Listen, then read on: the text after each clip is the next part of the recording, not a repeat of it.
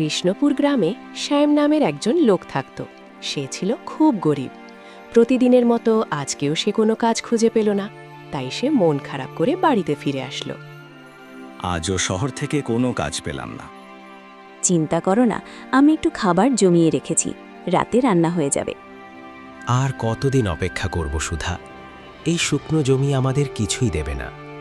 আমরা আগেও তো জমির কাগজ সাহুকারের কাছে বন্ধক রেখেছিলাম, এই আশায় যে পরের ফসল ভালো হবে। আমি যতই পরিশ্রম করি সব সময় দারিদ্র্যই পাই। আমি এই দারিদ্র্যে ক্লান্ত হয়ে গেছি। আমার মনে হয় পরিশ্রম শুধু বোকাদের কাজ, যারা অসৎ তারাই এই পৃথিবীতে শান্তিতে ঘুমায়। ঠিক তখনই তারা যখন হতাশায় ডুবেছিল, তখন বাড়ির বাইরে গ্রামের সবচেয়ে ধনী ও কঠোর মানুষ সাহুকার ধনপত রায় দাঁড়িয়েছিল। তার মোটা শরীর, গলায় মোটা সোনার চেন আর মুখে সবসময় থাকা নিষ্ঠুর হাসি দূর থেকেই ভয় ধরিয়ে দিত। তার চলাফেরায় টাকার অহংকার আর প্রতিটি নিঃশ্বাসে সুদের গন্ধ ছিল। তার সঙ্গে ছিল দুইজন শক্তিশালী লাঠিয়াল, যাদের চোখে কোনো অনুভূতি ছিল না, শুধু সাহুকারের আদেশ মানার দৃঢ় সংকল্প। শ্যাম, আমার 10,000 টাকা কোথায়? 1 সপ্তাহের মধ্যে সুদসহ আমাকে ফেরত দাও, না হলে তোমার এই ছোট্ট ঘরটাও আমি নিয়ে নেব। সাহুকারজি, একটু সময় দিন, আমি আপনার টাকা ফিরিয়ে দেব। সময়? আমি এখানে ধর্মশালা খুলে বসে নেই, আমি ভিক্ষা চাইতে আসিনি। শ্যাম, এটা আমার টাকা, আমার অজুহাত নয়। টাকা চাই, আমাকে সুদ সহ 12,000 টাকা চাই, আর সেটা মাত্র 3 দিনের মধ্যে।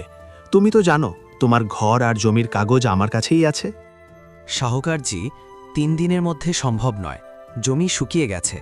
আমি শহরে কাজ খুঁজেছি, কিন্তু কোথাও কাজ পাইনি। আপনি আমাকে 1 মাস সময় দিন।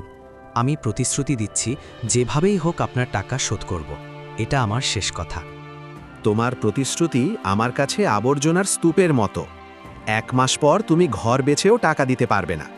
শোনো, যদি 3 দিনের মধ্যে আমার টাকা না আসে, তাহলে আমি তোমার ঘরের একটা ইট, তোমার স্ত্রীর গয়না সব নিলাম করে দেব, আর কেউ তোমাকে বাঁচাতে আসবে না। তোমার ঘরের সামনে আমি নিজে ঢোল বাজাবো আর সব কিছু নিয়ে চলে যাব। তুমি শুধু একটা উদাহরণ হয়ে থাকবে তাদের জন্য, যারা ভাবে তারা আমাকে ঠকাতে পারবে। সাহুকার তার সমস্ত নিষ্ঠুরতা উগরে দিয়ে লাঠিয়ালদের নিয়ে অহংকারের সাথে চলে গেল।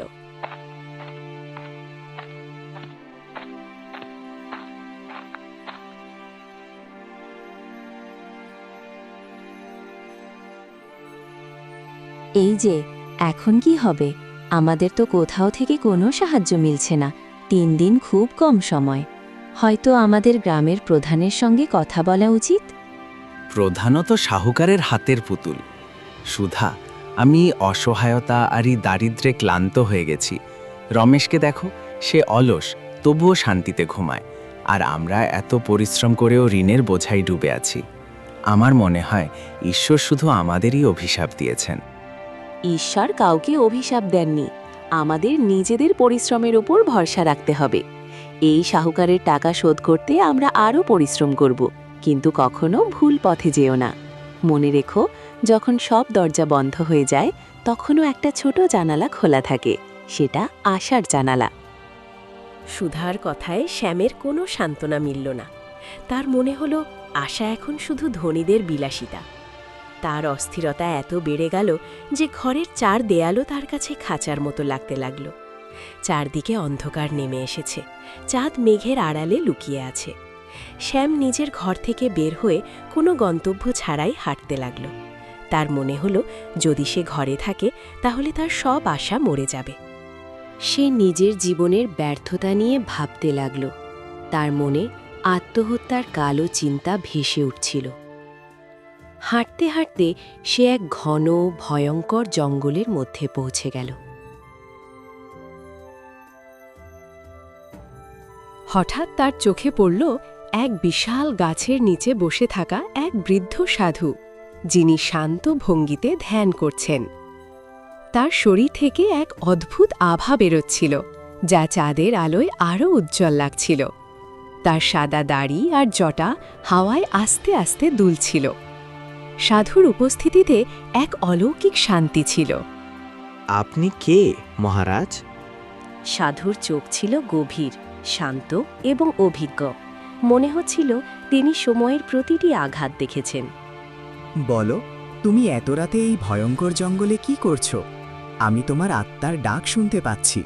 তোমার মনে ভয় আর ক্রোধ আছে। মহারাজ, আমাকে বাঁচান। আমি একজন গরিব কৃষক। আমি অনেক পরিশ্রম করি, কিন্তু আমার কাছে টাকা আসে না। শাহুকার আমাকে সবকিছু কেড়ে নেওয়ার হুমকি দিয়েছে। এরপর শ্যাম সাধুকে শাহুকারের সব কথা খুলে বলল।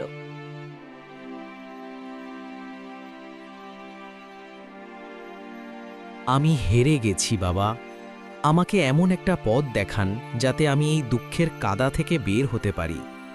আমি আর সৎপথে চলতে পারবো না, কারণ সেই পথ শুধু কষ্টের দিকে নিয়ে যায়। আমার মনে হয় এই পৃথিবীতে জিততে হলে কিছু ভুল করতেই হয়। সাধু শান্তভাবে শ্যামকে মাথা থেকে পা পর্যন্ত দেখলেন। ওঠো বৎস, আমি তোমার ইচ্ছা জানি। তুমি ধন চাও, অনেক ধন। আমি তোমাকে একটা পথ দেখাবো, কিন্তু সেটা সহজ হবে না। এটা একটি পরীক্ষা। শোনো, আজ রাতে যখন চাঁদ পুরো আকাশে উঠবে, তখন পূর্ব দিকে যেও। সেখানে তুমি একটি প্রাচীন সিঁড়িওয়ালা কুয়া বা বাউড়ি পাবে। সেটি সাধারণ কুয়া নয়, সেটি একটি জাদুকরী ধনের কুয়া যা তোমাকে সোনা দেবে। এটি একটি কল্যাণকর কুয়া যা শুধু সন্তুষ্ট আত্মাদের জন্যই খোলে। কিন্তু একটা কথা মনে রেখো, তুমি সেই জাদুকরী কুয়া থেকে প্রতি রাতে শুধু এক মুঠো মুদ্রা নিতে পারবে। যদি তুমি লোভ করো এবং এক মুঠোর বেশি নিতে চাও, তাহলে কুয়াটি চিরতরে শুকিয়ে যাবে। শুধু তাই নয়, তোমার সমস্ত ধন, সম্মান এবং শান্তি শেষ হয়ে যাবে। কুয়াটি একটি ভয়ঙ্কর অভিশাপে পরিণত হবে। আমি প্রতিশ্রুতি দিচ্ছি মহারাজ, আমি আপনার কথা ভাঙব না। এক মুঠোই আমার জন্য যথেষ্ট হবে। আমি আর ভুল পথে চলব না। সাধু কিছু না বলে মৃদু হাসলেন এবং ধীরে ধীরে অন্ধকারে মিলিয়ে গেলেন। শ্যাম পুরোপুরি স্তব্ধ হয়ে গেল, কিন্তু তার মনে একটি নতুন আশার আলো জ্বলে উঠল। শ্যাম সঙ্গে সঙ্গে উঠে সেই দিকেই দৌড়াতে শুরু করল যেদিকে সাধু ইশারা করেছিলেন। তার মনে হচ্ছিল যেন সে নতুন জীবন পেয়েছে।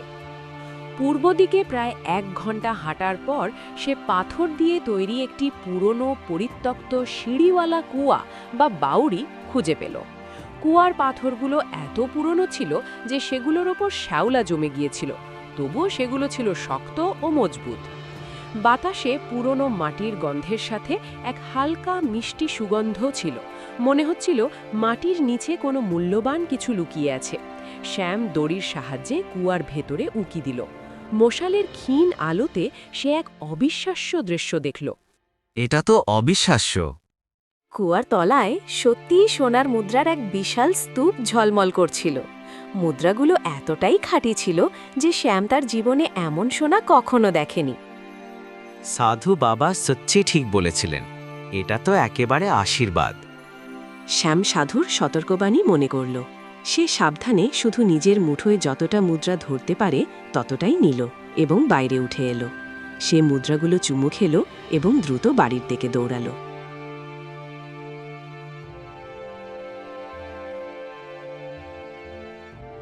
পরের দিন সকালে শ্যাম উত্তেজিত হয়ে সেই মুদ্রাগুলো সুধাকে দেখালো।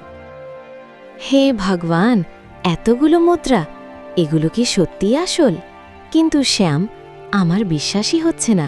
তুমি এগুলো কোথা থেকে পেলে? শ্যাম সাধু থেকে শুরু করে জাদুকরি কুয়া পর্যন্ত পুরো ঘটনাটি সুধাকে বলল এবং সবচেয়ে গুরুত্বপূর্ণ শর্তটিও জানালো। আমি কোনো ভুল করিনি সুধা।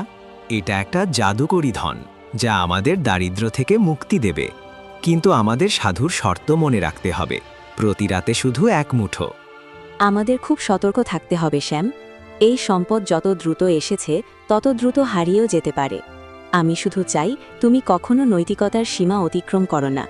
সন্তোষই আমাদের সবচেয়ে বড় সম্পদ। এরপর শ্যাম প্রতিদিন ঠিক এভাবেই করতে লাগল। প্রতি রাতে এক মুঠো করে মুদ্রা নিয়ে আসত। পরবর্তী 2 দিনে শ্যাম শহরের এক সম্মানিত স্বর্ণকার সুন্দরলালের কাছে সেই সোনার মুদ্রাগুলো বিক্রি করল। স্বর্ণকার সুন্দরলাল ছিলেন একজন অভিজ্ঞ এবং সন্দেহপ্রবণ মানুষ। তিনি মুদ্রাগুলো বারবার পরীক্ষা করলেন। শ্যাম, এই সোনাটা খুবই খাঁটি, এত পুরনো কিন্তু এর বিশুদ্ধতা প্রায় 24 ক্যারেটের কাছাকাছি। তুমি তো গ্রামের একজন গরিব কৃষক, তোমার কাছে এটা এলো কোথা থেকে? এটা আমার দাদার পুরনো জমিতে একটা পুরনো বাক্সে পাওয়া গেছে। খরার কারণে আমি বাধ্য হয়ে এটা বিক্রি করছি। সুন্দরলাল শ্যামের শান্ত আত্মবিশ্বাস এবং খাঁটি সোনা দেখে তাকে টাকা দিয়ে দিলেন। পরের দিন শ্যাম শাহুকারের সব ঋণ শোধ করতে গেল। সাহুকারজি, আমি আপনার ঋণ শোধ করতে এসেছি। হিসাব তো গতরাতেই হয়ে গেছে। 12,000 টাকা সুদ সহ গতকাল সন্ধ্যা পর্যন্ত সময় দিয়েছিলাম। তুমি 1 রাত দেরি করে এসেছো, তার জন্য জরিমানা লাগবে। এখন আমাকে অন্তত 13,000 টাকা দিতে হবে। আগে আপনি এই মুদ্রাগুলো দেখুন, এগুলো সোনার মুদ্রা। শাহুকার অবাক হয়ে মাথা তুলে তাকালো।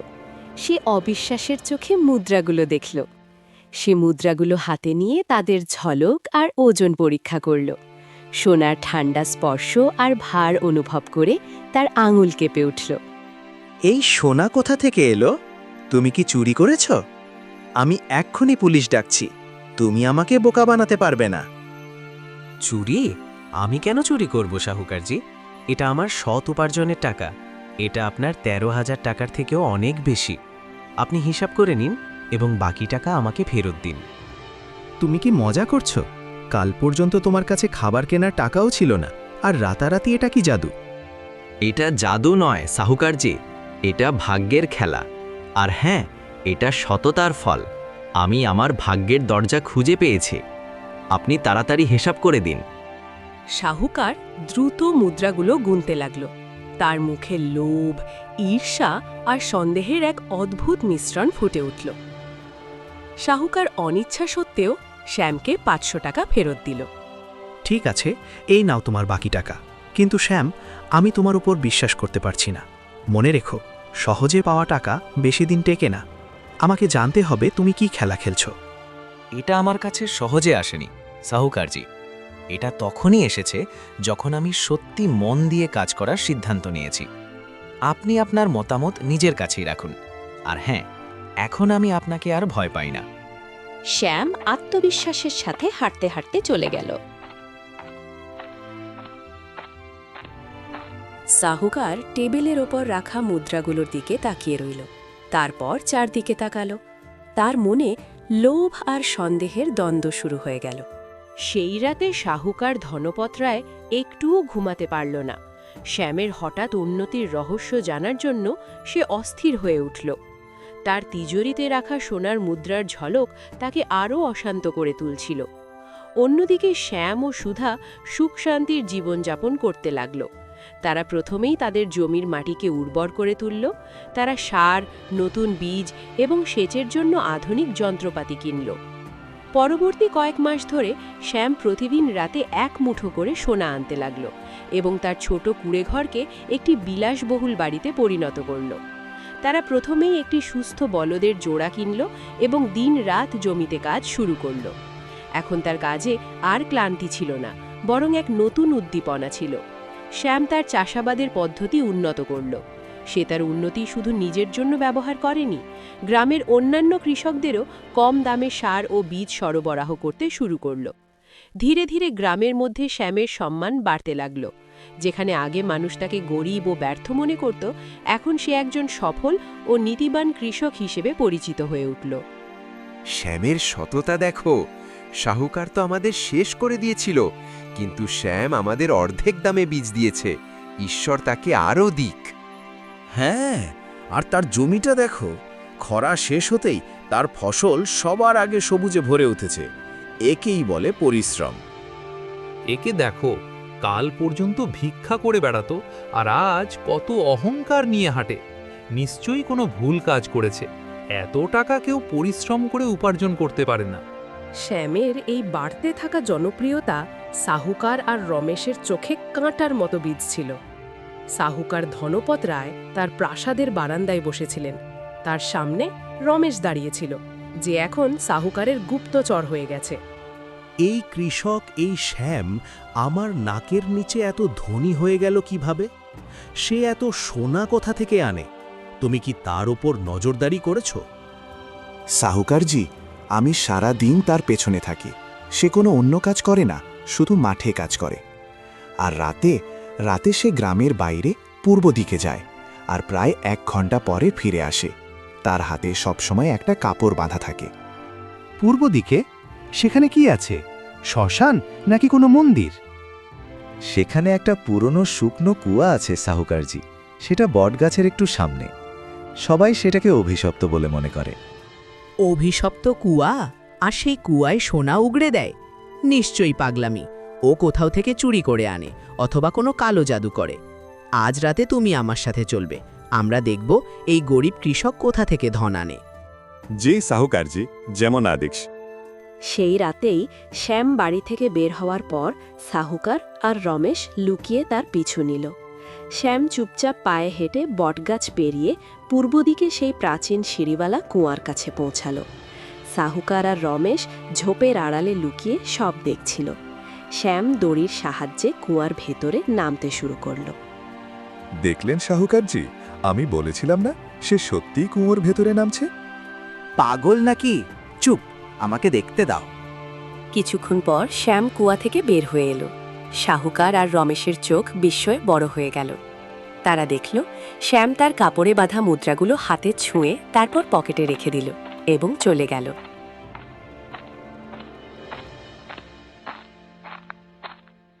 সোনা? সত্যিই কুয়ার ভেতরে সোনা আছে? রমেশ, চল আমরাও যাই। যদি ওই কৃষক প্রতিদিন 1 মুঠো নিতে পারে, তাহলে আমরা 1 রাতেই পুরো কুয়া খড়ি করে দেব। তারা দুজন দ্রুত কুয়ার কাছে পৌঁছে গেল। রমেশ, দড়ি কোথায়? তাড়াতাড়ি করো। রমেশ কোনোভাবে একটা পুরনো দড়ির ব্যবস্থা করল এবং সাহুকারকে নিচে নামালো। সাহুকারের মোটা শরীর কষ্টে কুয়ায় ঢুকল। কুয়ার তলায় নামতেই সাহুকারের চোখ বিস্ময়ে ফেটে গেল। সেখানে সত্যিই সোনার মুদ্রার এক বিশাল স্তূপ চাঁদের আলোয় ঝলমল করছিল। রমেশ, আমরা তো কোটিপতি হয়ে গেছি। শ্যাম তো বোকা, সে শুধু 1 মুঠো নেয়, আমি তো পুরো ধুতি ভরে নেব। সাহুকার 2 হাতে যতটা পারে মুদ্রা কুড়াতে শুরু করল। সে নিজের পকেট ভরল, ধুতির পাড় ভরল, এমনকি পাগড়িও সোনায় ভরে ফেলল। সাহুকার যখন সোনায় ভর্তি হয়ে উপরে উঠতে লাগল, তখন কুয়ার ভেতরে এক অদ্ভুত ভয়ঙ্কর প্রতিধ্বনি শোনা গেল। লোভী আত্মা, এই কুয়া তোমার অপবিত্র ইচ্ছার দাস নয়। এটি শুধু সন্তুষ্ট আত্মাদের জন্যেই খোলে। কি হলো? এ কেমন আওয়াজ? কে কথা বলছে?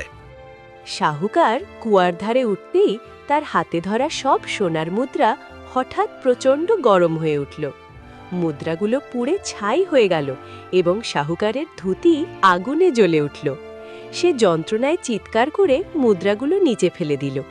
মুদ্রাগুলো মাটিতে পড়ে কালো দুর্গন্ধযুক্ত ছাইয়ে পরিণত হল।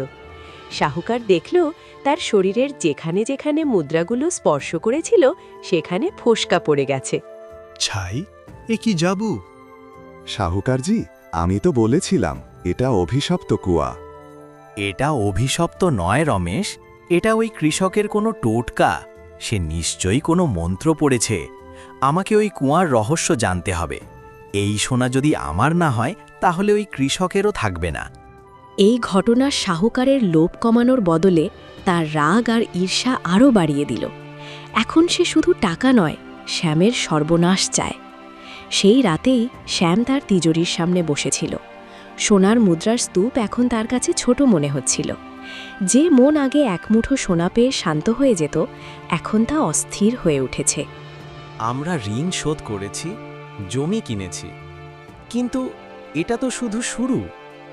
রমেশের বড় বাড়ি আছে, আমাকে তার থেকেও বড় বাড়ি চাই। শহরে একটা কারখানা করতে হবে। যদি আমি 10 মুঠো সোনা একসাথে নিতে পারি, তাহলে 10 দিনের কাজ 1 রাতেই হয়ে যাবে। শ্যাম উঠে ঘরের মধ্যে হাঁটতে লাগল। তার চোখ পড়ল রান্নাঘরের এক বড় তামার লোটার দিকে। সাধু বলেছিলেন 1 মুঠো, সেটা তো আমার হাতের মুঠো ছিল।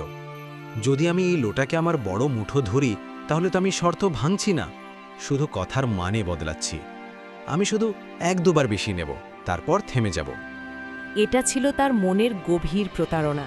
সে জানত সে সাধুর কথা ভাঙছে, কিন্তু লোভ তার বিবেককে ঢেকে ফেলেছিল।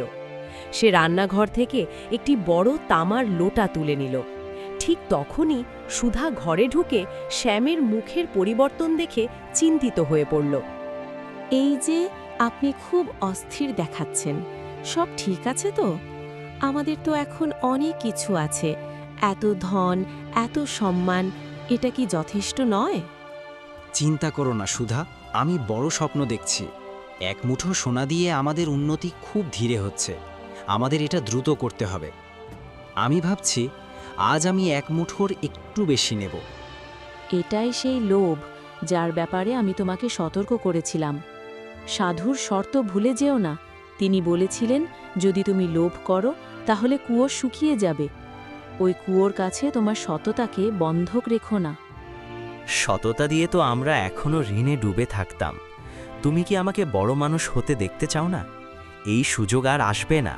আমি শুধু 1-2 বার বেশি নেব, তারপর থেমে যাব। এতে কেউ কিছুই জানতে পারবে না। এক মুঠো সোনা তোমাকে রাজা বানাতে পারে, কিন্তু লোভ তোমাকে ভিখারি বানিয়ে দেবে। সাধুর কথা ভুলে যেও না। এক মুঠোই তোমার সন্তোষের সীমা, সেই সীমা ভেঙো না। শ্যাম সুধার কথা সম্পূর্ণ উপেক্ষা করে ফেলল। তার মনে লোভ জয়ী হয়ে যায়। সে লোটা নিয়ে অন্ধকারে কুয়োর দিকে বেরিয়ে পড়ে। শ্যাম সেই প্রাচীন বাবরির কাছে পৌঁছায়।